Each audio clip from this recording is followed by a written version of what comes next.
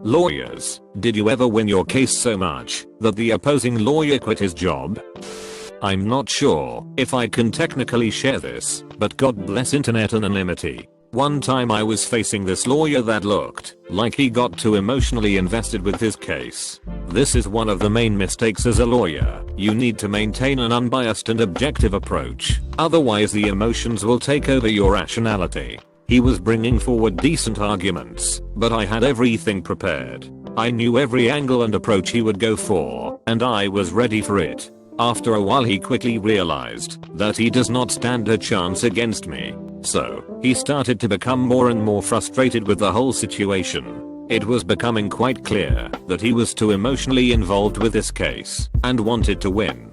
Desperation did not really play in his favor. Quite the opposite. I could also notice his client feeling a bit weird about the situation. In any way, the trial concluded, and the outcome was clearly in my favor. I have played everything by the book, so I did not expect any other result.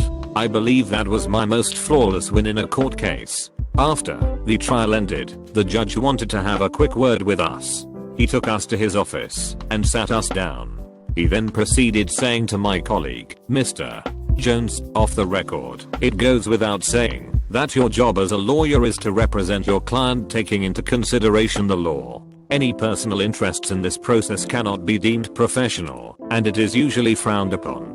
I strongly encourage you to develop the skill of objectivity further. Because of this you have been outclassed by the opposing lawyer. I'm not criticizing your work, but that it's definitely something to think about." My opponent was clearly affected. He was affected by the fact that he got schooled basically. Yeah, he could have had a different approach to all this, but he also had to deal with my counter arguments which were clearly more superior. I have heard randomly after a couple of weeks that he quit his job after that case. Being a lawyer is clearly not for everyone. Most of us are not so lucky to have a rival at work. That wasn't sarcasm. Competition drives improvement and progression.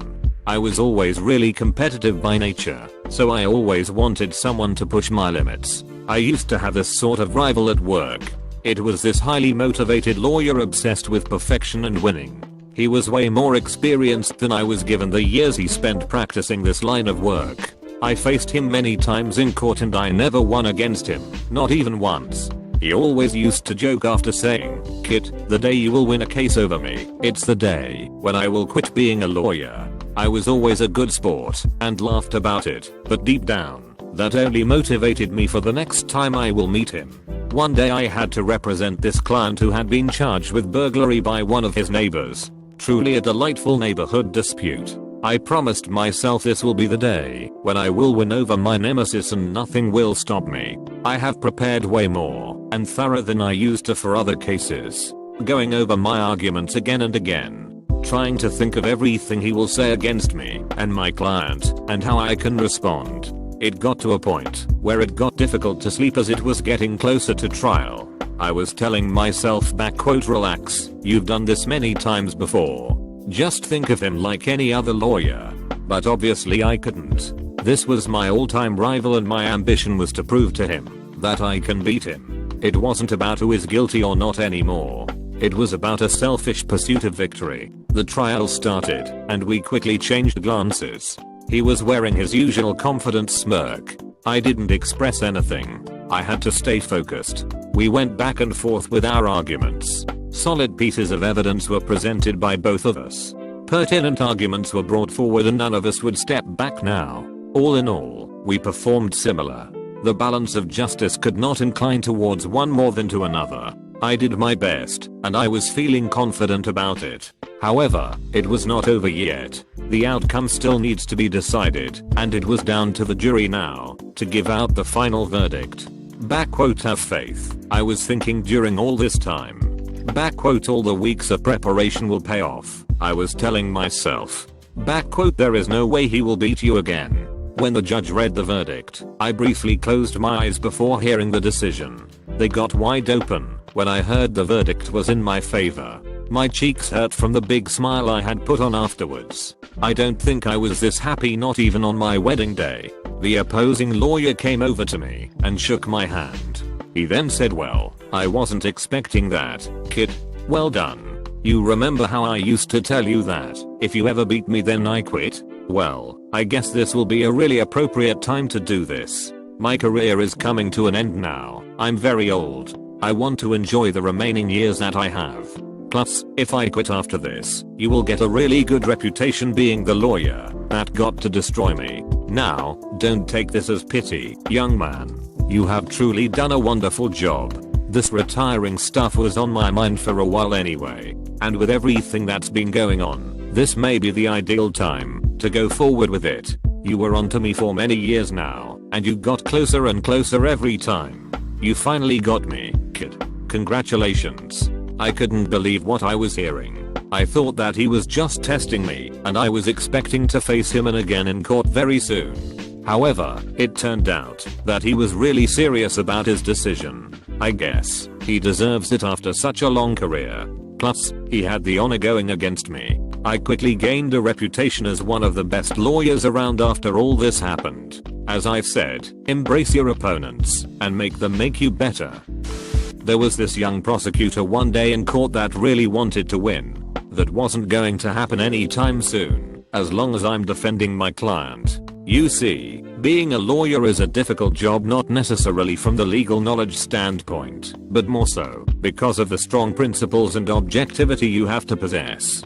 Above everything else, above preparation, evidence, the judge, above all of this, it was the impression of the jury that decided the case. So, you could argue that, even though you had to possess a vast amount of knowledge, the outcome can still be decided purely based on the impression you left the jury with. Now, it is not for me to argue the strengths and weaknesses of such system. However, one must always keep in mind that the decision you were afraid of is all down to chance. As scary as that might sound. As a lawyer, you have to be prepared for that, and to take every loss as a lesson. For some this can prove very difficult. The usual concept that our legislative system does not work, and it has failed us. It works just as much as any other aspect in our society works. If you are too much of an idealist in line of work, you are going to have a bad time. So, it was the case with this young prosecutor I was facing. His case was strong, really strong for that matter. The evidence was solid, and he had all the relevant files prepared. However, he was lacking in his arguments. He had the product, but didn't know how to sell it to the public. He had to convince the jury that this man should go to prison, and I had to convince them otherwise. It's like running for an election. You can be the greatest president ever, but if your speech is bad, people would have second doubts voting for you. He was clearly nervous, but he tried to look confident. I could sense the fresh smell of a novice. This is going to be such an easy win. He was constantly making accusations against my client, and you could feel that he was trying too hard. The jury also sensed that. After he had done his bit, he sat down while he was still sweating. He was going through his evidence file, making sure he didn't miss anything. Some members of the jury were nodding here and there, but were still not convinced of his arguments. Here I come, presenting my case in the most professional and persuasive way possible, addressing the jury considering their soft side rather than rationality, performing like a true lawyer. My speech was absolutely flawless and my arguments felt like music to their ears. I knew then and there what the outcome is going to be. Looking over at the opposing lawyer, I could see him sweating already. If he didn't know before, he does now. You have to win the people in order to win the case. The final decision was in my favor, as expected. The other lawyer got really triggered by that. Another poor soul that lost faith in the power of the law. You could sense his frustration, and I understood what he was going through. However, I was too much of a veteran to care. He was so affected by the loss, blaming everything on the system, that he quit. All his years spent in school completely gone after a bad case. In a way, I felt bad that I shattered his confidence like that, but those type of situations arise sooner or later, and as a lawyer, you have to face them, and to move on. Or to quit and to move on. He chose the latter. My win over his concrete evidence and months of preparation are the obvious example our legislative system is flawed. This was the perfect example that you can do/say anything as long as you know how to present the arguments. I knew that my client was guilty, but my job is to ignore all that.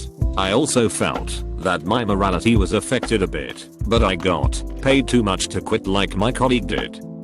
I still remember this one clearly. My easiest win in court was over this upcoming lawyer that though he had everything figured out, I heard from other colleagues that they had difficulties winning cases over him because his father was a judge, hence other judges will be more keen on him. Obviously, our legislative system is perfect and no one should take sides, especially the judge. However, maybe everybody was just a tiny bit influenced by this without even realizing it. Nevertheless, this will not stop my weeks of preparation leading up to this case. I knew that he would go for the diminished responsibility argument. Basically, shifting the blame or responsibility from his client to all other circumstances that made his client act the way he did. In other words, his client did not intend to do what he did, but he had done it because he broke down. If the circumstances wouldn't have been so unfavorable, his client would have not committed that particular crime. According to him anyway. I won't go into much detail what the case is about, because I don't want to offer a gruesome description on here. The trial started, and I can see him acting confidently about it. I was thinking back I hope you brought your best suit, because you are about to get destroyed. Least you can is look good. Was that a bit arrogant? Maybe. But I had confidence in my abilities to face this lawyer, and his superior attitude just triggered me even more. After the first few moments, he brings forward the diminished responsibility argument, like I knew he would. My response consisted of previous events where the client was put into similar situations and his reaction was not the same, thus implying that the product of his behavior was his own intent rather than circumstances. His face turned pale after I have presented my counter-argument. By the looks of it, he didn't have much else prepared, and he knew that he is about to lose. He tried not to look too affected by this and continued presenting his case, even though we both knew what the outcome will be. It is quite dangerous to base your whole case on one argument. Your daddy is not going to save you now, I was thinking. Shortly after, the trial concluded and he lost. He acted surprised about it, almost throwing tantrums at the judge. I was getting quite embarrassed by the whole situation. He is just a kid trapped in a man's body who cannot take a loss. The judge said, I strongly advise you to contain yourself, Mr. Miller. There is no need to cause a scene here. We are all professionals. At least that's what I like to think. His reply made everything worse. I cannot believe the outcome. I have been clearly robbed of this win. My client was clearly the victim here. The judge could not believe what he was hearing. I couldn't believe what I was hearing. I have never seen a lawyer acting like this. The judge then said in a powerful voice, Mr. Miller, I strongly advise you to contain your behavior. The time for arguments had now passed and you lost. It is what it is. If you are not happy with the decision, please file for an appeal. However, I doubt that any court will take you seriously now, especially after this outburst. Truly an unbelievable and inappropriate way to act. Mr. Miller, if you cannot take a loss, maybe being a lawyer is not for you, and you should quit. As you know, it is a really competitive environment, and I doubt that any other judge would have put up with this type of behavior. His reply blew my mind. You know what, Your Honor, maybe you are right. Maybe I should quit, given the chance that I'm not allowed to represent my client in a fairly manner. He quickly stormed out of the room, giving me aggressive looks. I could not believe what I have just witnessed. What a sore loser. How can you give up like that on your career? Maybe it's better for him and for his future clients to quit. So, he did. He did all of us that favor. I found out about it only months later when I met the same judge. He quickly filled me in on the details that no one heard from him after that. Then again, what a sore loser.